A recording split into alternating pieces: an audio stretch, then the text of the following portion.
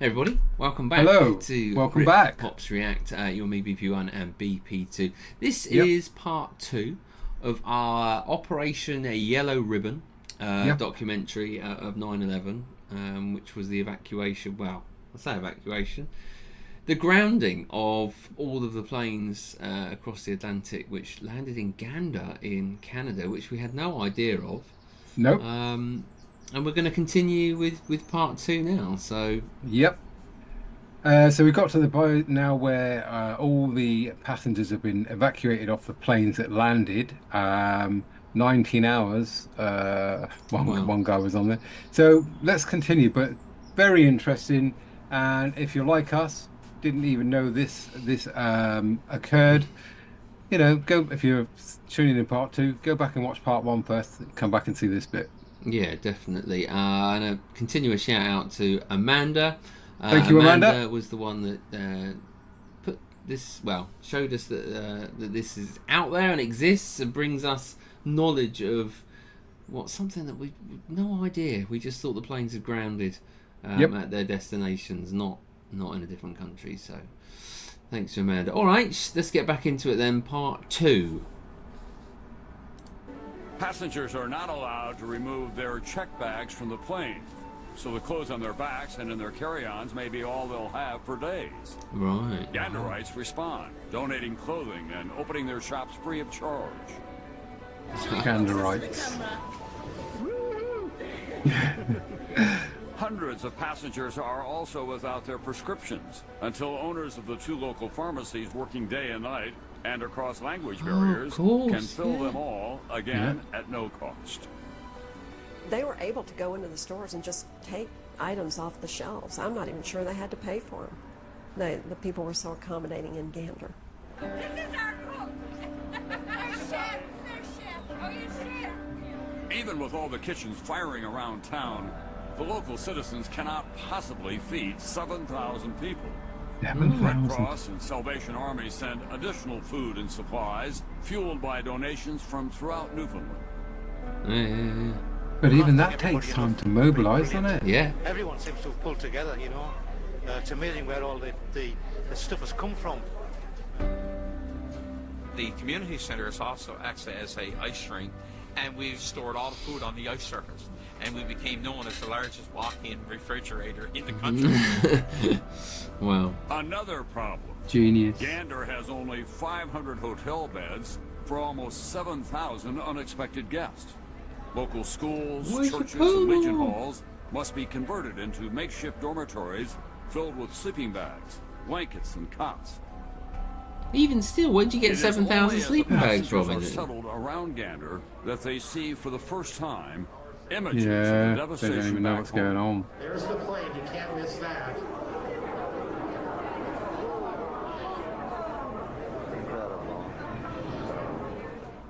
Some 30 hours after all of this had happened, we finally saw the pictures on television, and we just stood there, you know, not saying a word and just watching those pictures over and over. You could have thought that could have been me on one of that plane. I think a lot were in shock. You could see that look in their faces of total lost. We don't know what's happening. They're in a place called Gander. Their country has been attacked. They're talking thousands of people that may have perished. What's happening? What is happening here? I apologize to the families of people that are lost right now. We have lots of families seeking information about who was in the World Trade Center. Did they get out? Didn't they get out? Are we able to recover them? Aren't we able to recover them? And we don't know the answers to all those questions yet. He seemed very reasonable there, didn't he? Hannah and Dennis O'Rourke are staying at the Canadian Legion Hall in Gander. By now, they've learned that their son Kevin had been one of the early responders at the World Trade Center, and that he is among the missing. I seen on the TV what happened to the Twin Towers, and I didn't want to alarm her, but I knew that when they collapsed, I figured nobody would get out of that thing. But we prayed. I came here and prayed, hope that he would survive. it is reality, you know, as far as in the city of New York, that you are going to lose some of your fellow brothers, you know, battling the Red Devil. Just luck of the draw, I guess. He says, someone called for nurses, doctors, priests. My calling is to help people. And that's my calling, to be a fireman, helping other people and saving people's lives. This is an effort involving people that came in on half a day's notice. Some very anxious people, some very worried people, but yet some very thankful people for the hospitality that only the people of Gander and surrounding area can show. These strangers are just taking us into their home. And it was not just taking us into their home. It was, here's the bathroom, here's fresh towels, here's the refrigerator, there's plenty of food. And then what they said is, now you know where the house is. The door is open. I gotta tell you, this experience with your town has just been beyond belief. We were buying some clothes earlier for the extra day stay, and the shopping clerk actually invited us to her house to take a shower. So it's been like that ever since we've been here. And the people are real nice, you know. I can't believe it, you know. Everybody put their arms around you, you know, and there's always food coming in all the time. There's not one person that we have come across who hasn't offered to help us in some way. It's amazing, isn't it, really? Yeah. It shows you. They didn't think of Yeah, themselves we can do it when we need to, They'd be can't in we? that kitchen and working all day, and work the night. It didn't faze them, so they were there for you. Because all of a sudden, nothing else matters. Other than her daily walk to church, Hannah O'Rourke refuses to leave the Legion Hall. Beulah Cooper, the Legion Hall organizer, can't help but notice her pain. My son is a fireman, but I know this is not New York. Here and stay, but they wouldn't leave the Legion because they were afraid they'd miss a phone call. She was fantastic to us, and so was everybody else, but Beulah was special. She was like a mother. That motherly love, she'd hold you, you know, and she was great. I talked to her, tried to take her mind off things, but I know I didn't do that because you can't take a mother's mind off her child. Beulah Cooper tends to the O'Rourke's day and night. She walks Hannah to church to pray for Kevin and for his fellow firefighters. The community, the love that they have, you could feel it every place around, you know. They keep telling you, keep the faith, he'll be fine, you'll find him, he'll find his way out. I says, if anybody can, Kevin will, you know. So, it was in God's hands.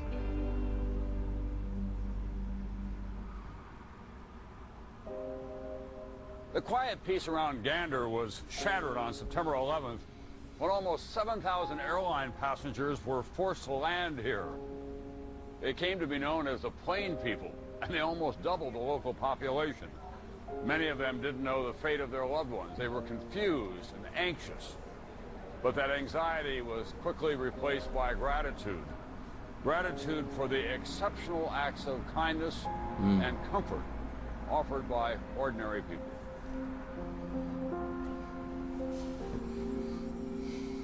When we were stranded here, we were very vulnerable, but everyone made us feel so loved and at home and comforted.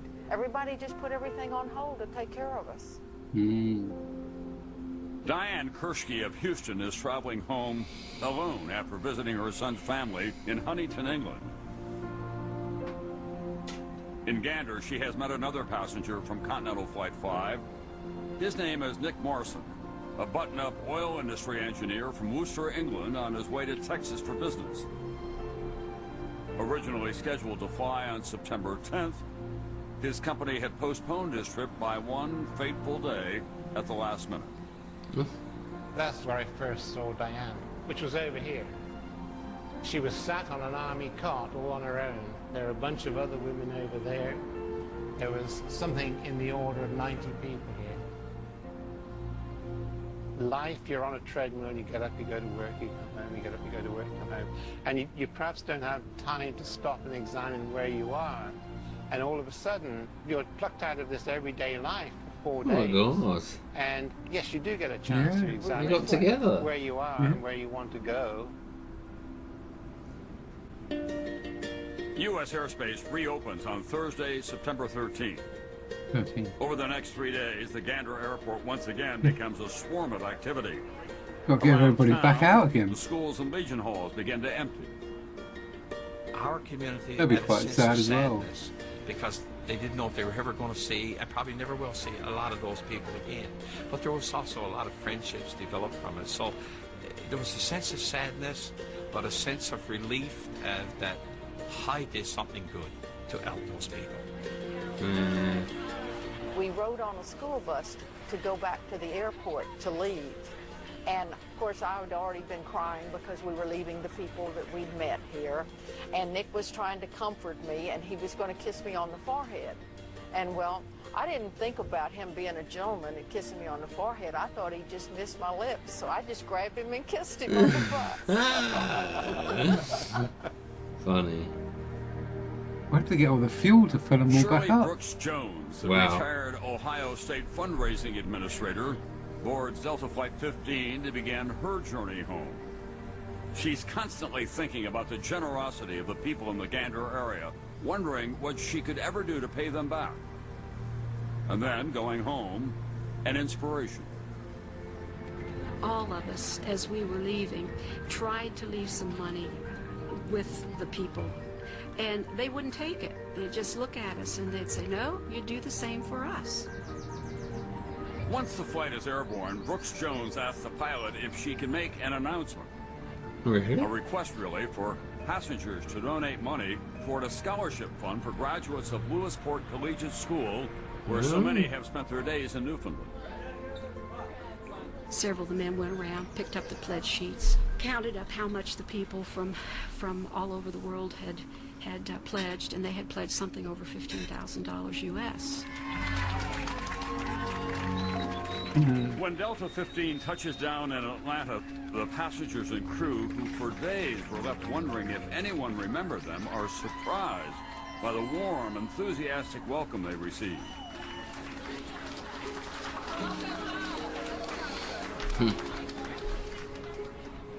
After 4 stressful days spent tending to her passengers, and with the thought of 2 hijacked American Airlines flights still fresh in her mind, Captain Beverly Bass recalls the moment she arrived home in Dallas. So we're rolling down the runway. I'm looking straight ahead, and I put the airplane into reverse, and it's the first chance I've had to look to the right, and that's when I saw the American flag. That was it. That was the first time that my emotions came into play. George Vitale returns home to a New York deeply wounded by 9/11. His everyday, a reminder of what was lost. I come out my house and now I'm looking at that Manhattan skyline in front of me, and there's this gaping hole. And I remember becoming so overwhelmed emotionally that I just broke out in tears. I lost a lot of people that I knew, co-workers that never came home. I have sometimes guilt because my experience was so warm. I've made lifelong friends. It's kind of like if this evil attack by evil people never happened, I would have never met on the complete opposite end of the spectrum the most wonderful people on earth. The O'Rourkes finally arrive home on Saturday parallel afternoon, universes, isn't it? 4 days after Yeah. they were diverted to Gander. It will be 9 more days before they finally get the call they had been dreading. Kevin's body has been recovered in the rubble of the North Tower. I know Kevin so well. He'd be the last man out if it was his way. He'd get everybody out before himself, and that'd be it. That's the type he was. A hero, basically. Yeah, well, was only anybody 44 going years into there, mate. Yeah. Parents aren't supposed to bury their children. Children are supposed to bury their parents. The way he died, it was hard. It was hard. I tell you, each year it gets easier. It don't. It gets harder.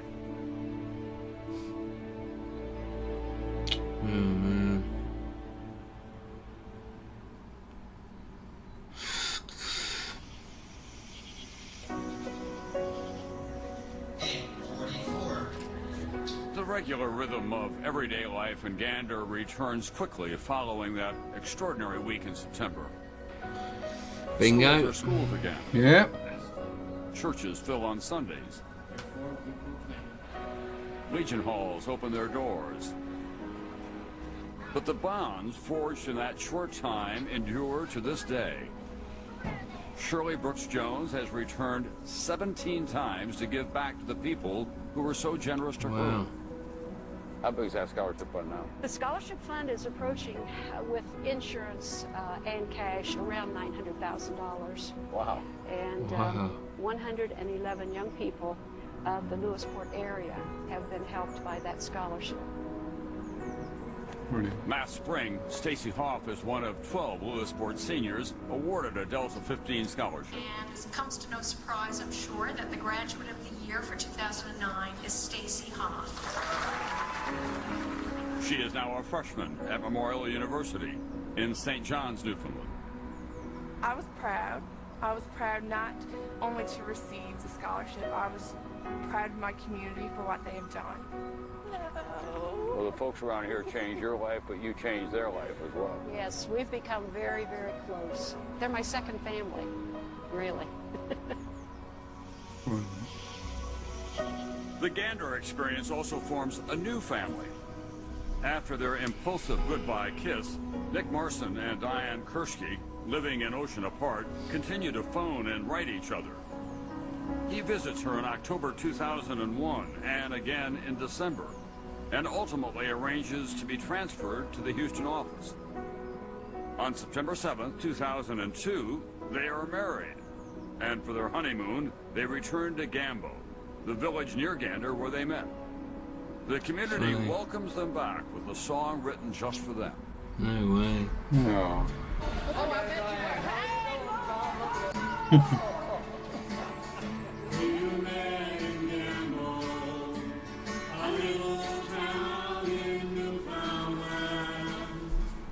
So when you said to your friends in England, I was stranded in Gander, but I met this lady from Texas.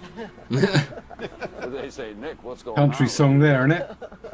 Yeah. One of my friends said to me, has she got that Texas twang? And I said, yes. And you still love her?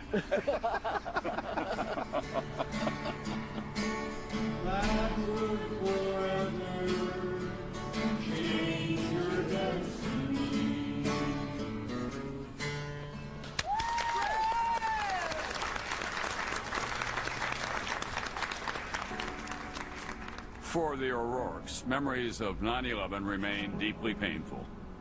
But the lasting gratitude they feel for a kind stranger who became a dear friend during their darkest hours brings them back to Gander for the first time, 8 years after they have buried their son.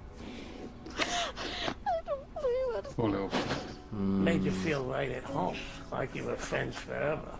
And you don't forget that. In your case, you had great loss, but great gain because of all these friends that you made here. Oh, I made great friends. They'll be your friends forever. Forever. Forever. Can never thank them enough. It is unbelievable what these people have done. The love that's here. No idea. Everything, you know, it's just unbelievable.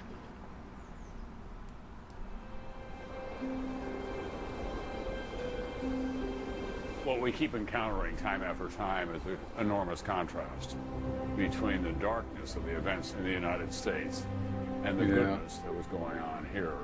So in many ways, Gander played a critical role, not just in getting people through that time, but as an example of what humanity can be when it's at its best.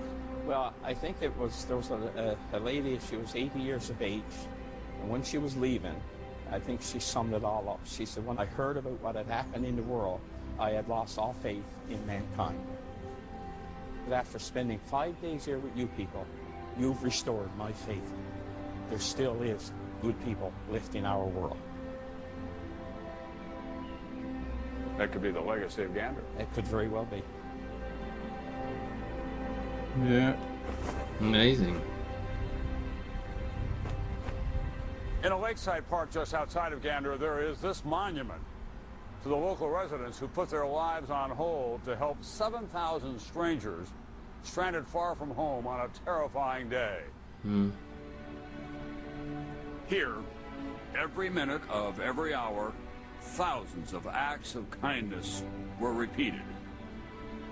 Here, in gratitude, passengers created a scholarship fund that will endure for generations. Here, amid the heartache, an autumn romance blossomed. Here, parents were consoled as they faced the prospect of the loss of a son at ground zero. Amid so much savagery, so much confusion, the people of Gander and Canada were a glowing reminder of the best that we can be when the need is the greatest.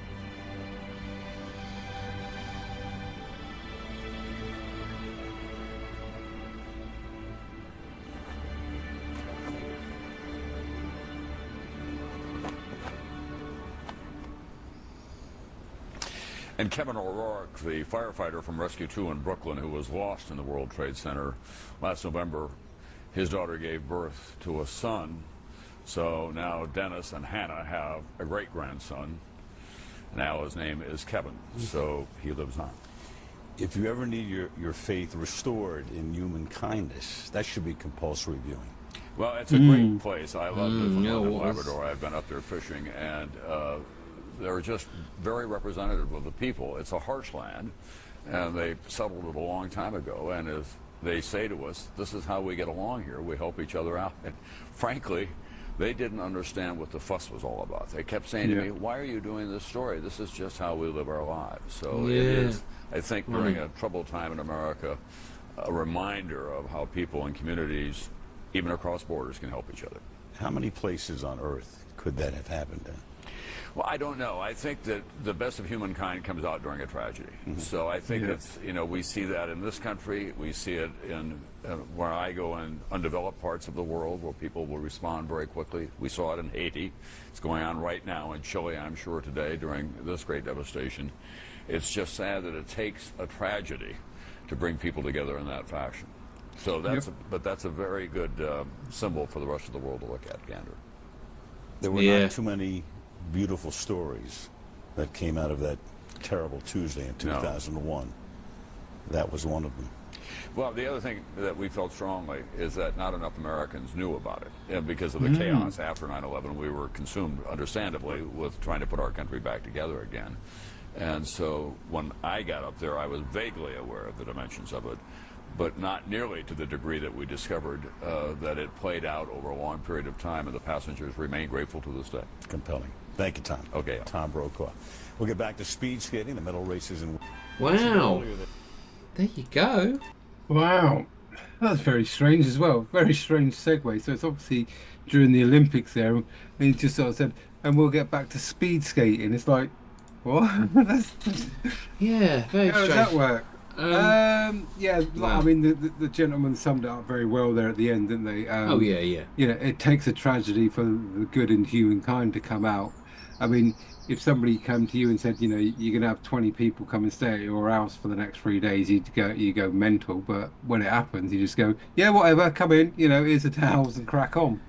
Yeah, exactly. Yeah, it's heartwarming though to watch, you know, 'cause some of them, you know, like I say, there was different scenarios within the scenario, and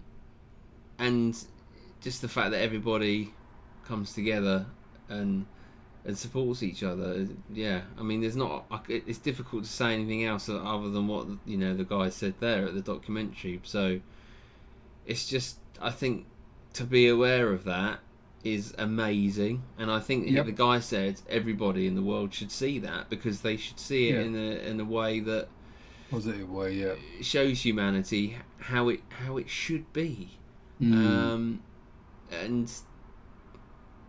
the fact that, you know, I had literally no idea before we watched these two-parters of what was going on. No, I had no idea at all, you know. And it just goes to show that, even what that town of Gander went through, they didn't even run to the route, the mountains and shout it out and say, look what we did. They just, every day for us, that's what we do, So, very heartwarming to watch, sad at the same time. And like that gentleman said, he got to experience something good out of the bad, but then you come out the other side and it's like, he feels now guilty that he feels that way, but he's part of everyone else passed away, it could have been him. All right, thank you very much. Thanks Amanda for that two-parter. It was quite an incredible watch actually, but very heartwarming out of something that was absolutely awful. And that doesn't just bring back memories for Americans, it brings back memories for the world, I think so. We were all stood right by you guys out there, sat at home having the same feelings, watching it on telly, and being in London, the atmosphere is as devastating as what you saw in that airport. Cheers. It was the same reaction where I was. So incredible. There you go. Okay. Join us again tomorrow for another reaction. No idea where we're going tomorrow, but come along with us too. Indeed. See what we get up to. Goodbye from me. Goodbye from him. Thank you very much. Bye.